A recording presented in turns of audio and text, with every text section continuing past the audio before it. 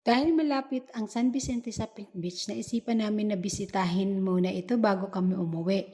Dahil ang dalawang kasama namin na si Mark at saka si Ronel ay first time sa lugar na ito. So kaya dumiretso kami sa Pink Beach at excited na makita ulit ang Pink Beach. At alam nyo ba, ang mga baguhan ay merong hahalikan? So ano kayang hahalikan ni Mark at saka ni Ronel? At hahalik nga kaya sila mga kapatid?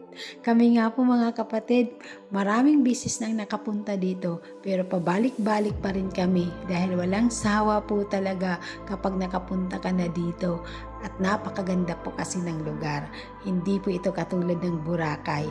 Ang Boracay masyado nang madumi pero dito madalang lang yung mga tao at walang entrance dahil hindi po kami sa mismong Pink Beach na resort.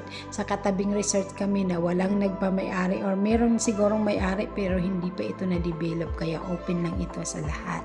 So ayan mga kapatid, nag-enjoy ng todo at hindi syempre mawawala ang mga picture taking namin dahil may dalang outfit pala si Maot Duna at saka si Ronel. Ako nga lang ang walang outfit ko kaya ayan, ganyan lang ang aking damit sa aking photo taking at sa picture taking ko mga kapatid. Pero kahit na ganun, okay na rin yan. At least, nakapag-unwind kami ng kahit na konti.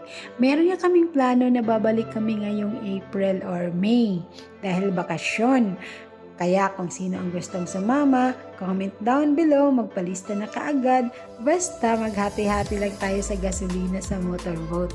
Kasi anytime, kapag sabihin natin kay Manoy Dinis na pupunta tayo, game na game lagi ang aking cousin, ang aming big brother, si Manoy Dinis. Kahit saan po man kami gustong pumunta. So, lagi po kaming magka-cousins pumupunta dito.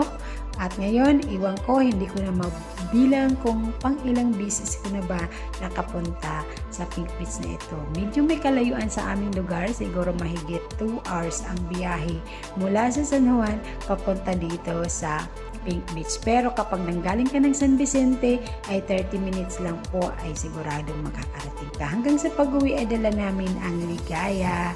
So paano ba yun mga kapatid? Salamat po sa inyong panunood. But do not forget to like, share, and subscribe to my channel. Bye!